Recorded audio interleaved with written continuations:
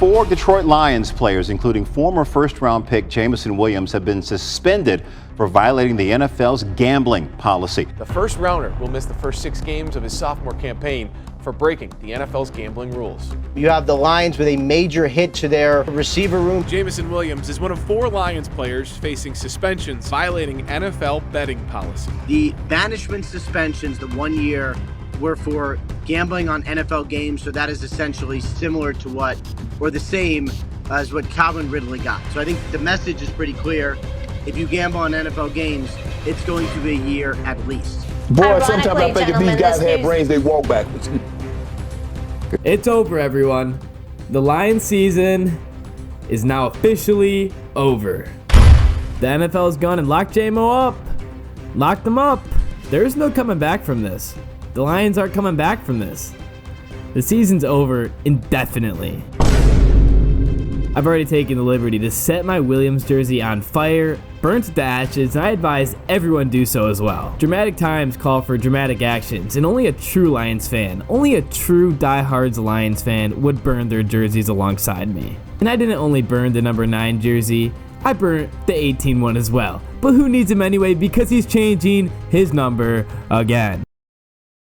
4 Detroit Lions players, including 2022 first-round pick Jameson Williams, were among 5 players league-wide to be suspended for violating the NFL's gambling policy after an investigation by the league. All the Lions fans know this sucks. He's out for his full rookie season, he has 1 catch, and then he's suspended the first 6 games of the upcoming season. But looking at the bright side, you can be thankful that Jameson Williams wasn't betting on NFL games. Like Quintez, CJ Moore, what are we doing? Why are we betting on the games? That blows my mind. For Williams and Stanley Berryhill, it's been reported that they were betting on college games inside the Lions facility. I'm sure many of you, though, have already heard that. For the suspensions regarding betting on the NFL games, I get the year-long banishment suspension.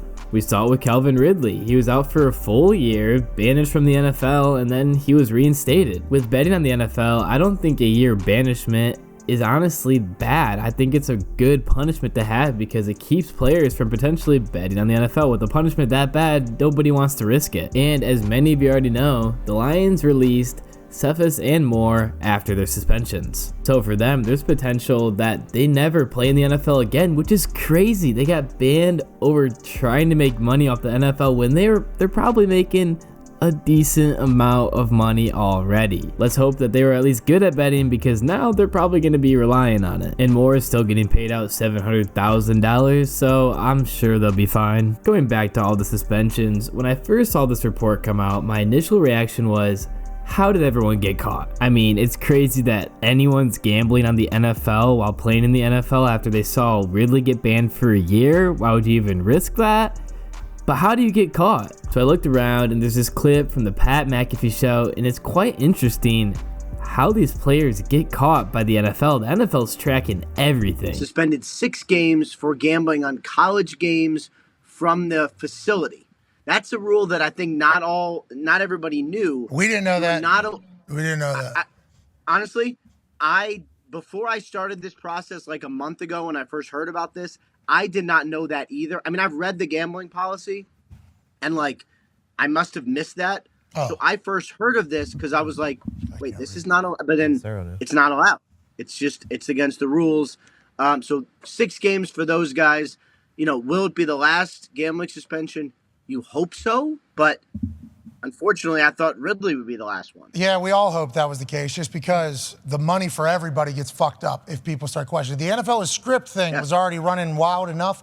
Don't need 5 guys in the middle of the offseason getting caught for what they did in the middle of the season. You said you found out about this a month ago. How did they find out about it? If I do recall from the Calvin Ridley situation, there's some sort of AI that has the entire NFL, every NFL player, and then if that name signs up for one of these things, it kind of gets flagged and then sent and forwarded. And then is that what happened? Is that how this whole thing was caught? And how long does that take to kind of register?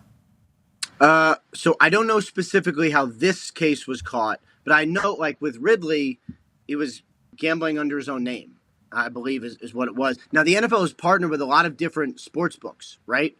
And what happens, when you're a partner or when you get the NFL license or when you work with the NFL is you also work with the NFL. And so, this specifically, I'm not sure, but I do know if you pull out your phone and if you pull out the gambling app and you place some bets, the NFL is going to know about it. And, one of the things the location, they're like, hey, you did this actually in the building. Because your location has to get verified because you have to be in a state where it's legal. That's exactly right. That is actually a massive part of the problem of efficiency of logging in. If your phone, for whatever reason, cannot connect to the app and they don't know what state you're in and you're maybe traveling to another state that doesn't have it, it's like, hey, figure it out. You too. Getting ready to go to Kansas City for the draft on Sunday. I was in Vegas last year.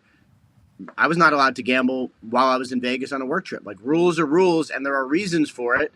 And, NFL players have different rules than, say, personnel people or equipment managers or whatever. But there are rules, and the hope is that the integrity of the game stays as it is, and we can all do this for a very long time and have, what is to me the greatest sport. And part of the way to do it is to keep it real and legit.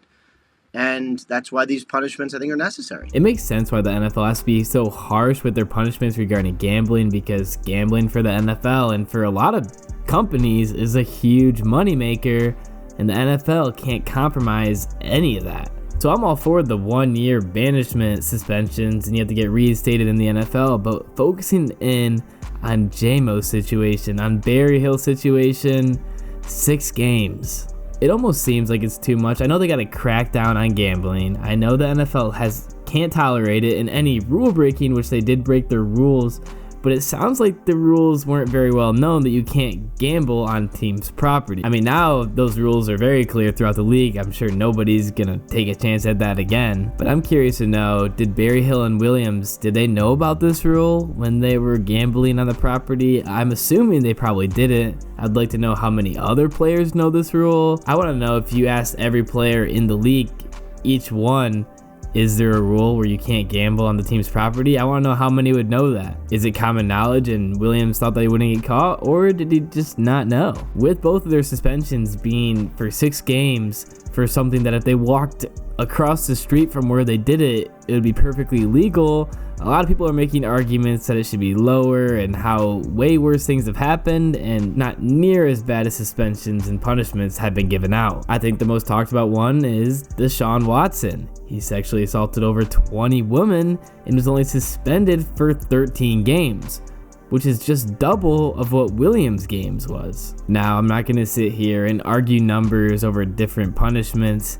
The only real acceptable punishment for Deshaun Watson was to be in jail for life. He should have never seen the light of day again. But for NFL fines and suspensions, I've always been frustrated for how irregular they are. There's not really a you did this, well, you get suspended for this many games. They kind of pick and choose how bad the punishment is. And when the NFL is distributing their fines and punishments and suspensions throughout the league, there's obviously a clear sign of favoritism. I'd like to see if the Packers were caught gambling on non-NFL games at the facility, what their punishment would have been. Maybe 1 game, maybe just a fine. I feel like you could say pretty confidently that if a Packers player was in Jameson Williams' situation, his suspension would not be near as long, maybe 3 games or less. I know I always bring it up, but I'm going to keep bringing it up until this shit stops happening to the Lions. We saw Jamal Williams get fined $13,000 for doing his non-inappropriate dance, and then he got fined $18,000 in week 18 for doing it again. He's been doing it his whole career. He did it at Green Bay and he was never fined for it once. Packers player Quay Walker then on the sidelines against the Bills shoves a Bills trainer and is ejected from the game and not fined. Then in week 18, Quay Walker lost his cool once again and shoved a Lions trainer, was ejected from the game, cried his way into the locker room, and then was only fined $13,000. Second offense. And we all know Reed clotheslining DeAndre Swift, injuring him. That's where Quay Walker pushed the trainer. And Reed wasn't even flagged in the game, wasn't even ejected, no personal foul, and wasn't fined after the game, and no suspension. In the end, I think suspending Williams and Barry Hill, it makes sense for the NFL. They want to make sure that their rules are clear. They don't want anyone else breaking these rules or trying to cross the line, because they're gonna act on it. However, I think 6 games was way too much. I think a fair suspension for Williams and Berryhill, max, I'd say 3 games. I think 6 is far too much. In the end, I'm not that upset about it. It does suck because Williams was going to be his first full season. He's not going to have a full complete season until his 3rd year in the NFL, but, you know, maybe he would have got injured in the first 6 games. I don't know. You never know what would have happened if he wasn't suspended. Maybe the outcome's better if he was suspended. Who knows? You never know if it was lucky or unlucky until everything works out. Maybe after the season, it somehow works in the Lions' favor. Let's hope so. But the biggest reason why I'm not stressing over the Lions' first round best wide receiver being suspended for the first 6 games of the season is because the Lions have Amon-Ra St. Brown, Marvin Jones. Maybe that's why they signed him, because they knew Jameson Williams might be suspended. Tom Kennedy, Reynolds, Montgomery in the backfield, Swift in the backfield, whoever they draft. I think it's going to be fine. And I don't want the Lions to take a wide receiver early. It's only 6 games. The Lions had one of the best offenses, if not the best offense, without Williams all last season. They now have Montgomery. They now have Marvin Jones. Strong offensive line still. The Lions, I think they're fine. It does suck though, because I was really excited for Jamo's season, but it is what it is. That's going to be the end of this video. If you enjoyed my content, I would really appreciate if you like and subscribe. I really appreciate it a lot. Free Jamo. Fuck the